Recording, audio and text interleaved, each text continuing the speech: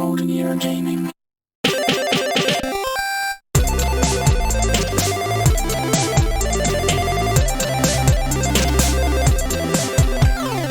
Hello and welcome to Golden Era Gaming. I'm Martin, aka Player 2, and this is my brother Martin, aka Player 1. Hello there.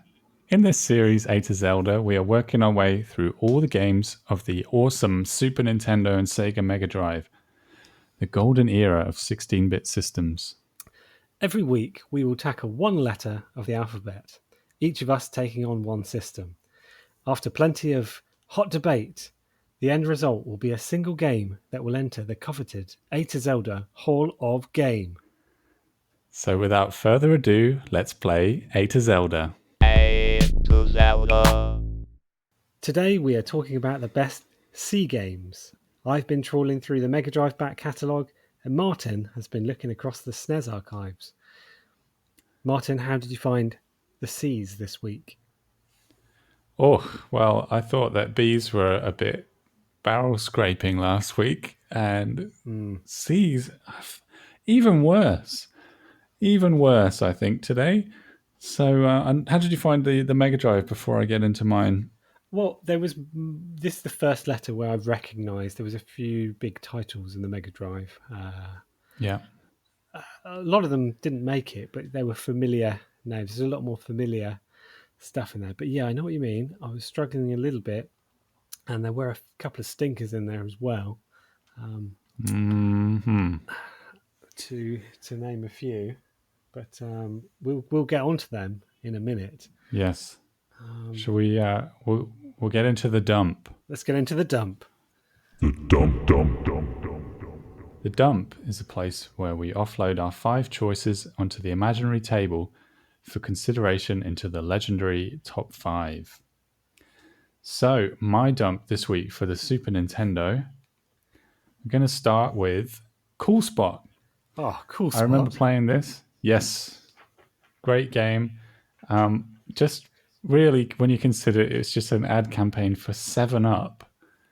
I wondered why I liked 7-Up so much. Well, I was thinking that I don't think I've ever bought 7-Up, so it didn't work on me, and yet the game is brilliant. It's pretty much as good as I remember. The graphics hold up, music's cool. So yeah, that was an easy pick this week for me. You know, with Cool Spot as well, I found that even though I haven't played it for well over 10 years, I still recognise the music vividly. Yeah. And it was all quite catchy. Every single stage, I remember, probably because we spent a lot of albums stuck in some of the hours. We spent a lot of time in some of the trickier levels. So that's probably where they're burnt in to the... That's true. The memory. It does start getting tricky, but yeah. So yeah, easy pick on my 5. Next up, I've got sort of kind of a few honorable mentions here, really, rather than like, oh, that was a great game. So I've got Clay Fighter, which I never played back in the day, but I remember they were always peddling that game. It was always like, oh, Clay Fighter. And I think it was one of those games that just never really nailed what it was trying to do. Yeah. They kept trying to sell it. It feels a bit clumsy. It's kind of weird. Like, you're made out of clay. It's a bit meta, really. It's a bit like when I see a Lego movie. It's like you're animating Lego. It's weird. So it's a beat 'em up. No, it's a sort of fight game. Fight game like Street Fighter style. It's got that kind of Mortal Kombat sort of photorealistic graphics thing. They're playing the big 3D card, aren't they? I think that's probably where I found it a little bit lacking, is that it looks really nice, but they're trying that 3D rendering, sort of trying to compete with the early 3D sort of 32-bit consoles, maybe. Yeah. Something like that. I guess you could consider it ahead of its time, but it doesn't feel good in the hands. At least Mortal Kombat, although it also suffers from that a little bit, clunkiness, it feels quite cool to play.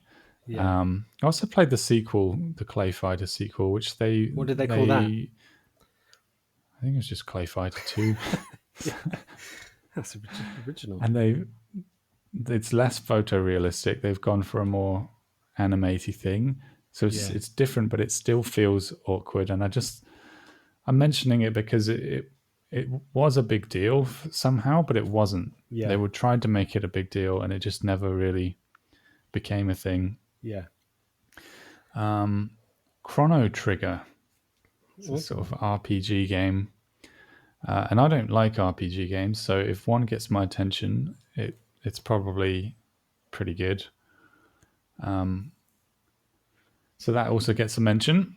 I'm always a bit when it comes to RPGs, and I think we're in a similar boat. I think I'm almost have a phobia of RPGs, just because they're like the opposite of the arcade. You know, put coins in, quick, how long will you last before you die, and then it's game over.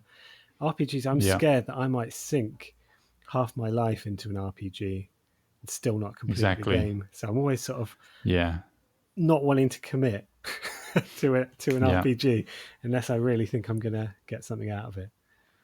Unless you think, I haven't got anything to do for the next week of my life. That's true. I might as well play a game. I agree 100%. But yeah, it looks cool.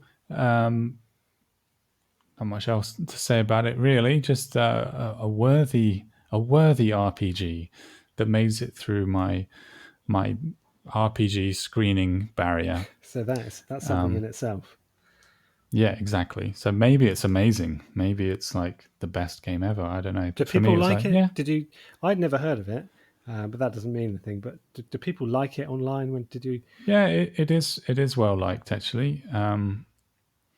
It's definitely. I think it's relatively popular, or at least I don't know about popular, but well appreciated from those who do play it. Okay, next up, I've actually got to strike this one from the record. I've been technically corrected on this one. Oh, yeah, because I was really enjoying a bit of Castlevania 4 with its great soundtrack, and that still holds up. But it's actually called Super Castlevania 4, so technically, it's shot itself in the foot. It's like a VAR goal, disallowed goal. Yeah, exactly. Because that's everyone's a huge like, game. No, come on. It's a huge game, isn't it? It's a huge game. I only ever remember hearing it being referred to as Castlevania 4, but it's not. And therefore, it is going to go up against Super Mario, Street Fighter, Sonic the Hedgehog. It's in the S category. If it was in the C, it had a fighting chance, didn't it? But it's okay because I've overextended myself in the Stinky Dump section this week. Just clarify what a Stinky Dump is. Stinky Dump is kind of still worthy of mention. So in a way, it makes my list of 5. But it's usually because it's terrible or there's something kind of like, what the hell about this game? It's a bit like on X Factor or Britain's Got Talent when someone's sort of so bad they're good and they make it quite far. Almost a bit like that. Maybe. Yeah, exactly. And I seem to be picking one a week, but this time there are about 3 that were all equally terrible. In a way, I gave them the joint Stinky Dump position. So seeing as I'm one short, anyway, that's good. So first up, this one is called Capcom's Soccer Shootout, and sounds great. Capcom's effort to break into the football game, the soccer game, and it's incredibly well researched game. First of all, it's called Soccer Shootout. That's fine. We'll forgive that. It's not a shootout though. It's not like you'd think it was like a series of penalty kicks. It's just a football game. So you could tell someone's like, don't they do like a shootout? When you kick off, there's your team in your half, and there's no sign of the opposition. Like they're all waiting on the goal line or something, like as if that's the snap line in American football. I see. So you're like, where the hell's the opposition? And then you kick off, and then they come running, charging at you. Some other things I notice: you can pass back to the goalie. That's fine. So someone not aware of the pass back rule, the hacking, the intentional fouling. I was like, oh, I guess you could foul as much as you want in this. You could do some hideous tackles, and it was all fine. That's quite nice. That's what I thought, anyway. It's quite therapeutic. Well, I thought so, and then at some point I got a yellow card for something. Crying out loud. So, and it wasn't even the worst tackle that I'd done. I was like, some consistency, ref, please. Yeah, you get to play as Great Britain, which is they won the World Cup once, extra. didn't they? I mean, oh no, they've never played in a World Cup because they're not a real team. Because they're not a team. So yeah, just isolate the target market in one go. I think probably a bit like the Kid Cleats thing of just like, I didn't even remember what. I'm guessing it was probably made in 93 or 94 when the USA were about to host the World Cup. That seems to be when a glut of these terrible games came out. Anyway, I'm taking too long talking about that. Well, one, I did have I had a quick go on that, and I did on the SNES version. I did think there was it had a bit more to it than 90% of the football games. You know, it had that sort of arcadey feel, and some of the animations were all right. So I can imagine that being on like an arcade machine and it being quite fun. Yeah, but so probably the best worst football game, certainly in the C category. Well, I mean, I agree, and I think my stinky dumps tend to be like that because it's not like a game that you just switch on and it just doesn't work, or something is just completely off about it. It's still like there's something of a game there, still something playable. That's kind of enjoyable to play. Yeah, in a terrible way. Speaking of which, next up, Captain Novolin. I don't know if I've pronounced his surname correctly. It's worthy of mention. It's a sort of diabetes game. Is that a genre? So I was playing. Is there any other? There probably is.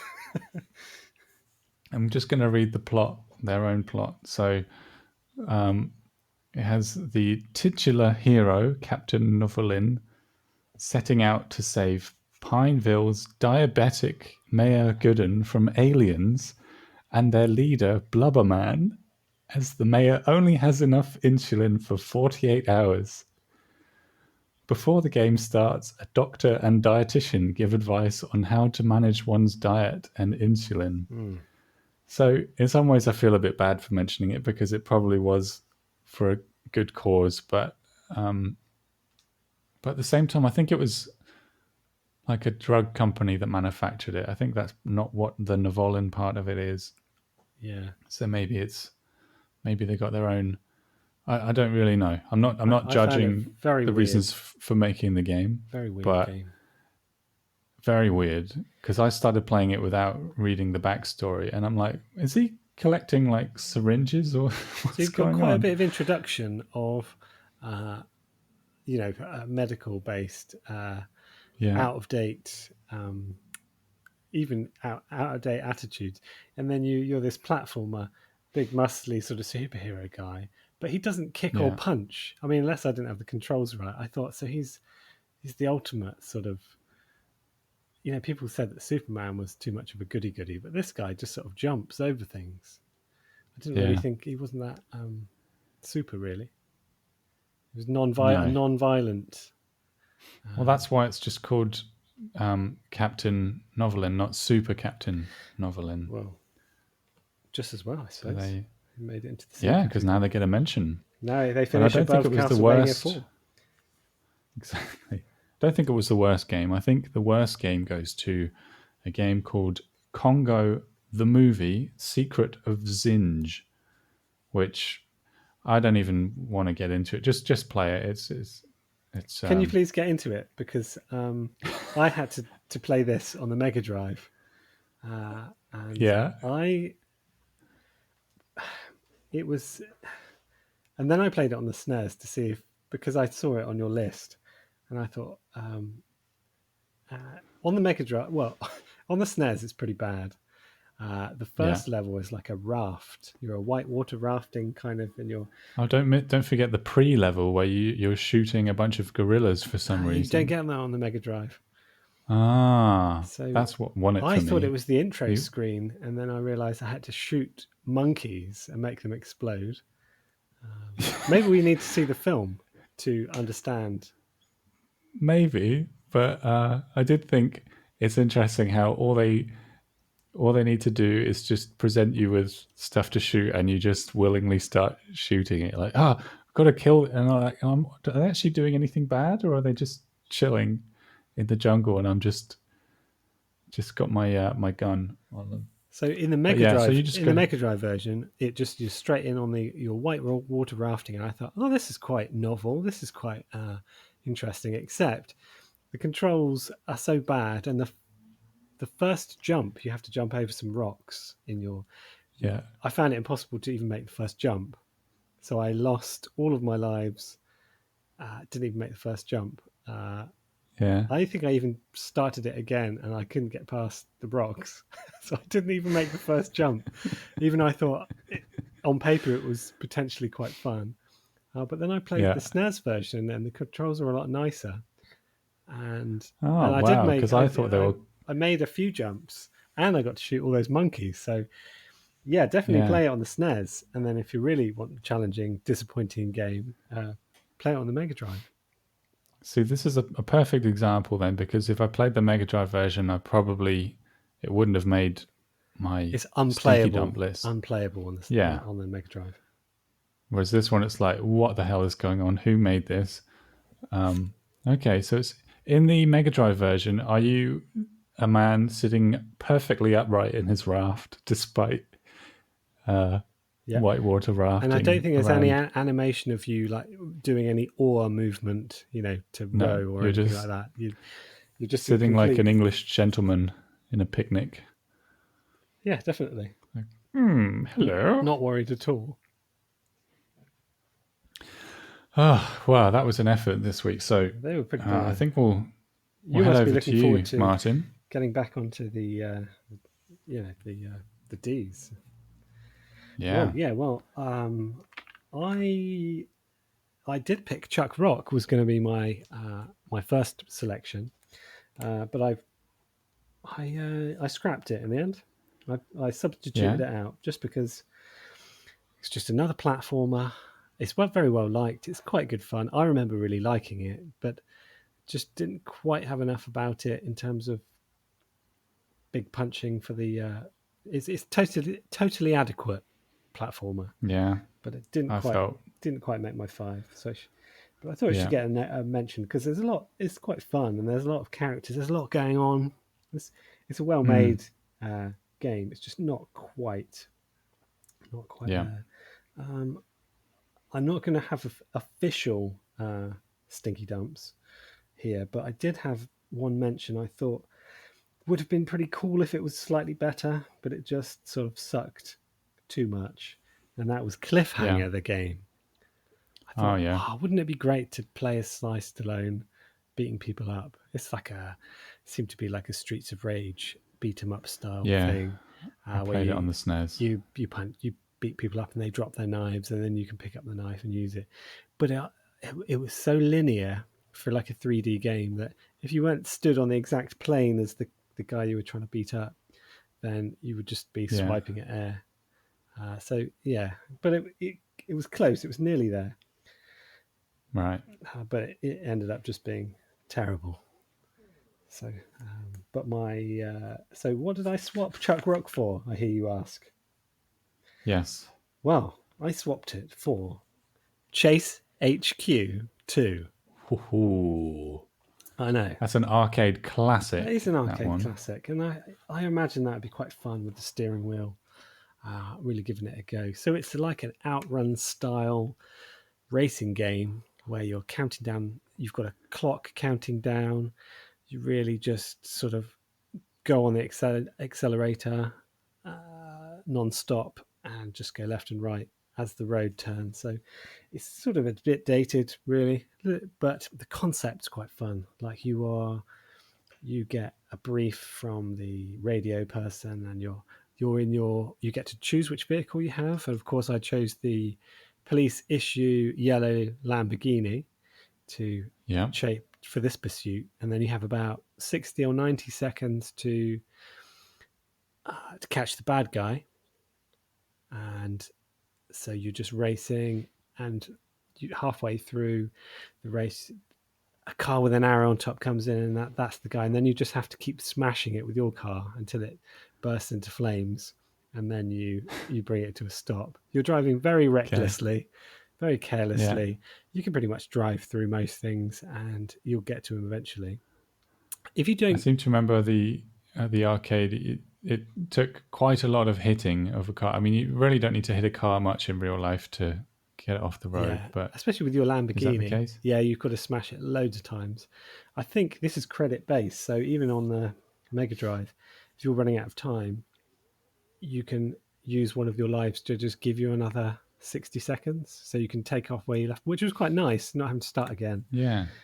What I liked, what really made it work for me, was the graphic. Once you've arrested this guy, you've got him in cuffs, face down on the floor, and you've got your pistol right at the back of his head, even though he's really aggressively. It's pretty like 80s cop show.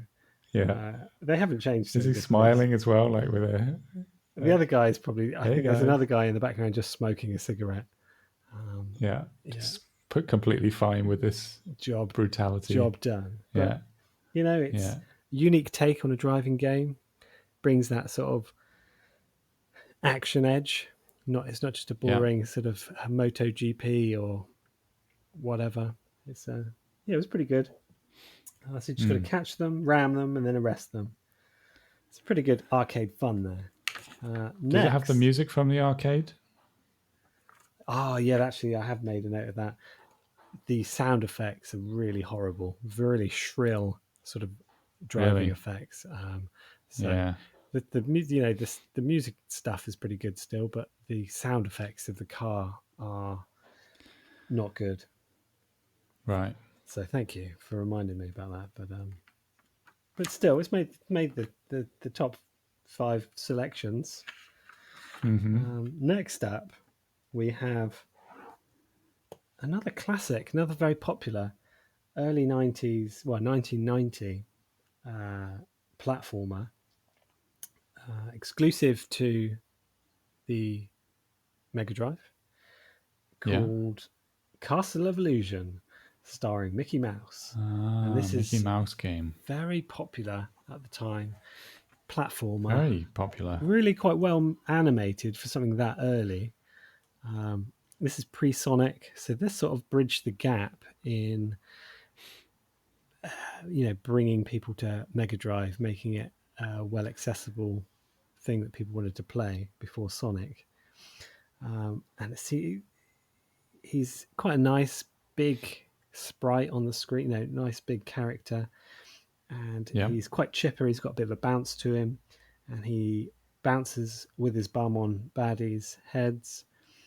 And it's quite an enchanting little action platformer where you go through various different zones. Oh, and you have to rescue Minnie Mouse, of course, who's been kidnapped by a witch called Ms. Rabel.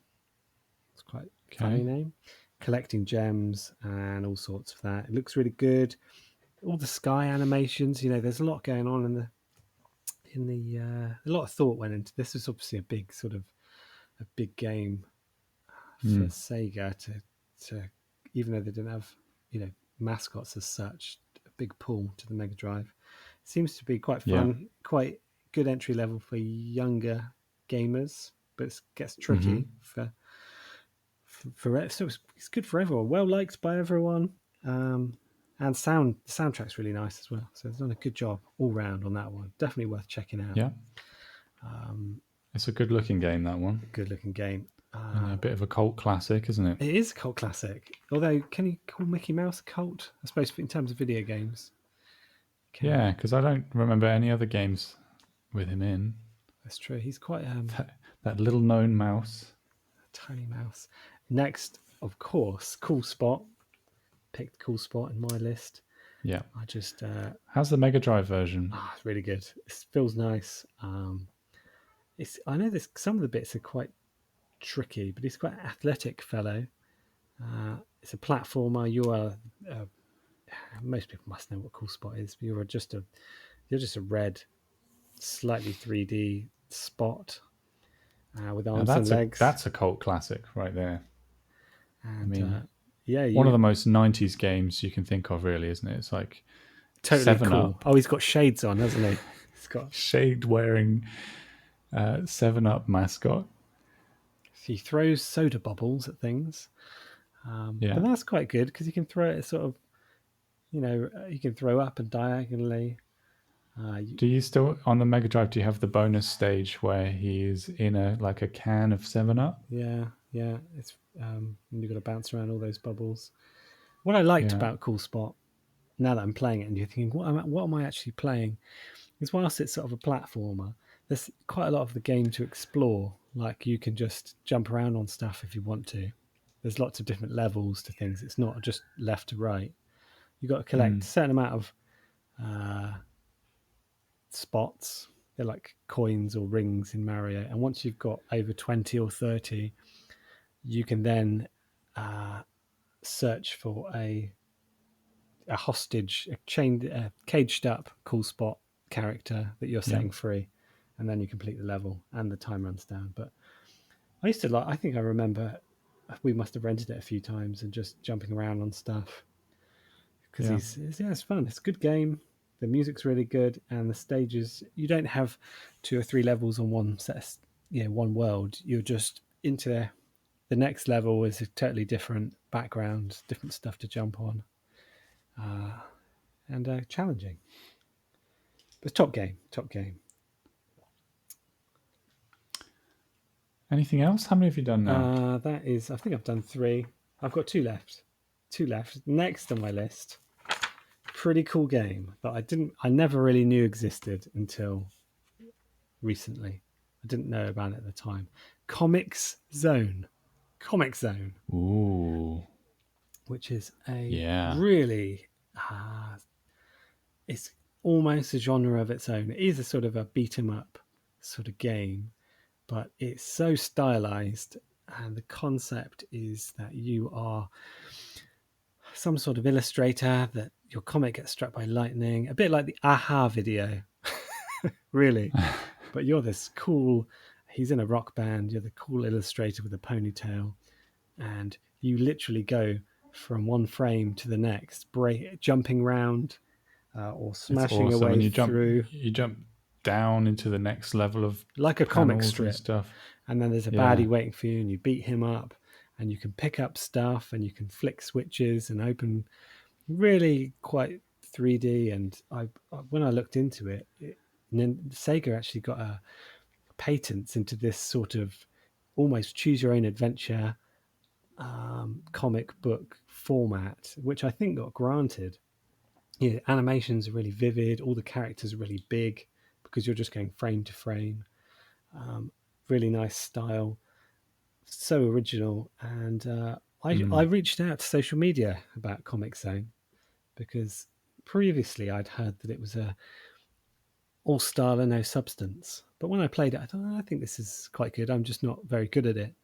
And I reached out to Twitter and Facebook to see what they thought.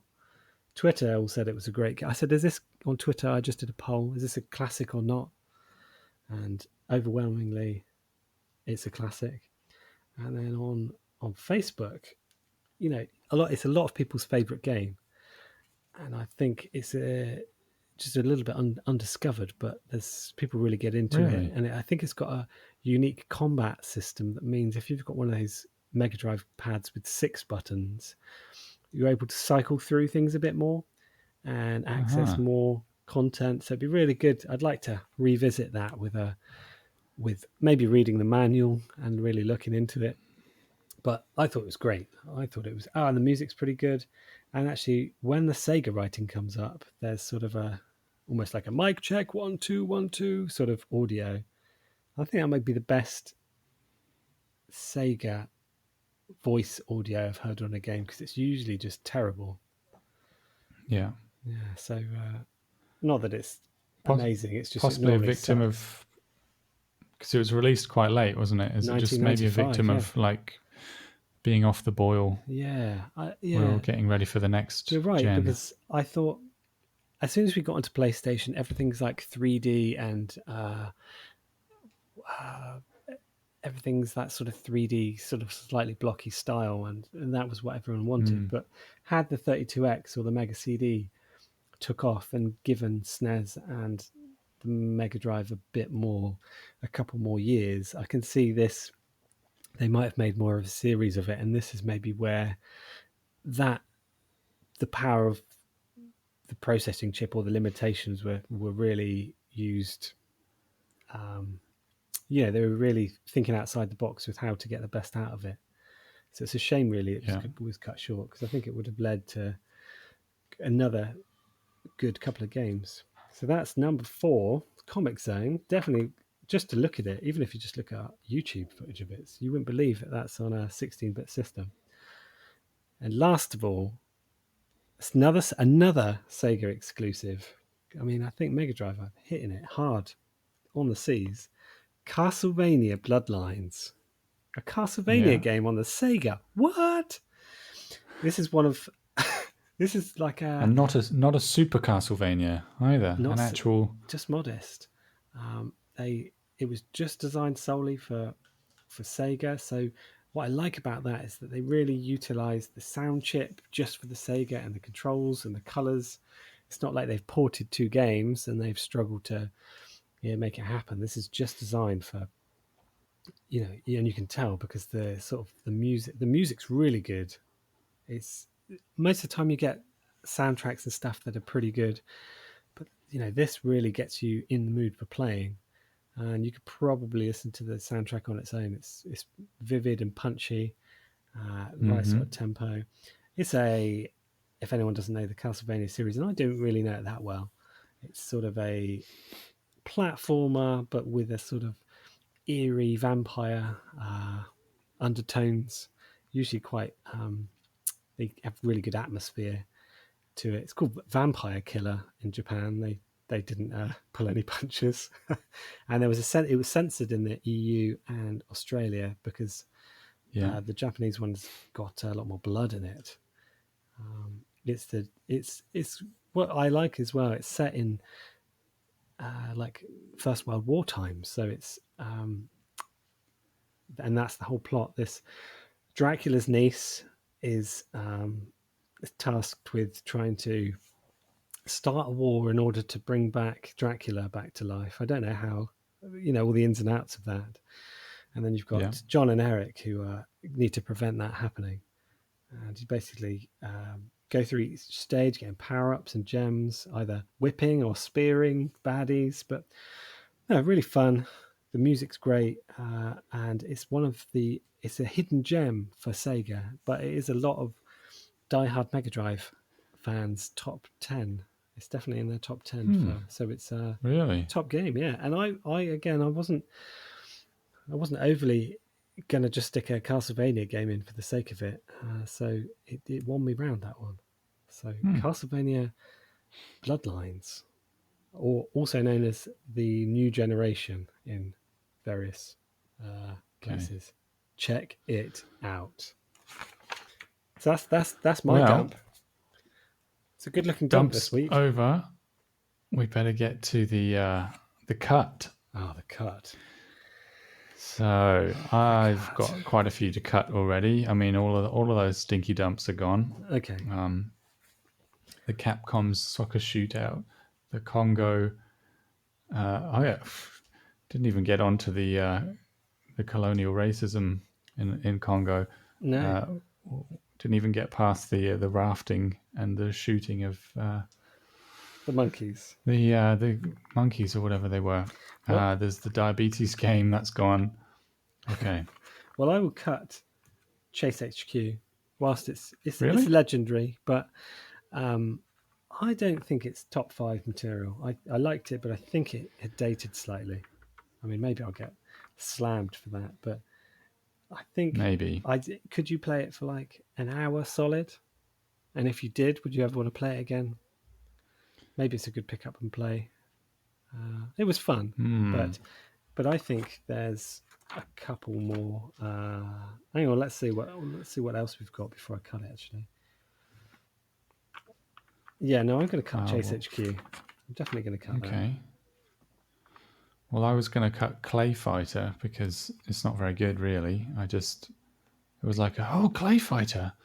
Never played it. And then I did play it and I was like, oh, that wasn't very good. Well, so that's also gone. So I'm actually only left with 2 games. So that leaves us top with, 5. So and Cool Spot is a duplicate. So actually, if I had Castle of Illusion, Castlevania, Cool Spot. Hang on, no, that's 4. I need to get rid of 1. Do I? I've got Chrono Trigger, which I'll chuck in. I'll keep that one. In there. So there's actually Cool Spot is that 5 now? That is 5 because we've got Comic Zone, Castlevania, Castle of Illusion. Yeah, that's fine. Chrono Trigger, and we can uncontroversially combine the Cool Spots because I think they're basically the same. Yeah. Game, and they're not different teams or anything. So, well, so that's we the need top to pick 5. That's the cut. Yeah, that's the cut. Well, that was much more straightforward. I think it helps when you've got these games that are good to see, good to experience. You've got to check them out and have a little play, but yeah, and then you can put them to bed. Yawn. So it's decision time. What are we going to do with this? We've got 2 contenders here: Cool Spot, Comic Zone. For me, I think Cool Spot gets a nudge. Comic Zone was just awesome, just like so much fun and such an original take, and it's good to see. At the same time, a bit too much. I don't know. I'm probably a little bit biased against beat 'em ups because unless they're really, really good, they're a bit okay. Punch, repetitive, maybe. Yeah, a little maybe bit. If it's your thing, then it's not so repetitive. But and again, I was saying there's a lot of controls, but yeah, but maybe for the person who just wants to go off our selections and have a quick go, Cool Spot ticks a lot of boxes. And whilst it might not be the cool option, it's done well as to get through. You know, it's not just a platformer. They've gone the extra mile. They've designed it well. All the branding and stuff that maybe it gets criticised for. There's plenty of games that are like that are rubbish. So it's still a good game despite all that. And exactly. They had the opportunity to make a terrible game, and no one would have minded. But they actually made a really solid platformer. They knuckled down. They sure did. And what do you mean it's not cool? It's literally called Cool Spot. You don't get cooler than calling yourself cool. Oh yeah, like LL Cool J. I mean, get it now. I see it. Whereas if it was called Cool Comic Zone, I might have picked Cool Comic Zone. But I'm not quite so sure that it's cool. So, I see what you're saying. All right, well, you've won me over with that last point. So, Cool Spot is going into the Hall of Game. Hall of Game. So the letter C winner, Cool Spot, runner-up, Comic Zone, and then at the top table of the C games, Castlevania Bloodlines, Chrono Trigger, and Castle of Illusion with Mickey Mouse. So that is again a decent 5 games. Solid. For our listeners to be playing for the next week. If you're gonna, have a little 16-bit taster. I actually think the runner-up spot is a perfect place for Comic Zone because it's the wild card entry thing of like, you might love this. I reckon the runner-up spot is often the game that you might prefer, and it's different. It's good that it's very different from the Hall of Gamer. It's really different. Mystical So that's it. Spot. That's the top 5. Some good-looking games in there. Next week, we are. Let me try to think what letter we're on. D. Next week we'll be on D. If in doubt, A, B, C, D. D. I'm going to be on the SNES next week, and Martin, you're going to be on the Mega Drive. So we better get out of here and get doing our research for next week. Sure thing. Some big games. Martin, it's been a pleasure. Big titles. Yeah, and for me, it's also been a pleasure, Martin. We will see all you other non-Martins and other Martins next week. Yeah, don't forget, you can send us... Sorry, for what? For the letter D. What were you going to... That was it. What were you going to say? I was just going to say they can, if they really wanted to email us in between now and then, put some suggestions, some extra questions, they can. It's Golden Era Gaming Podcast at googlemail.com, or there's some Google. Twitter. Yeah, it's Google Mail, isn't it? Yeah. You can type out the full Google Mail if you like, but you can also just put Gmail. I like to be sure. Or at Golden Era Gamer. That's on Twitter. But if you send us something on Twitter, I don't really know how Twitter works that well, so I don't know. It might just not happen. You've got that to do in the week. Next week. Yeah. Well, that's all from us, the Martins. We're going to bring in the D next week. So see you then. Bring in our D game. D list. Yeah. Great. See you then. Bye now.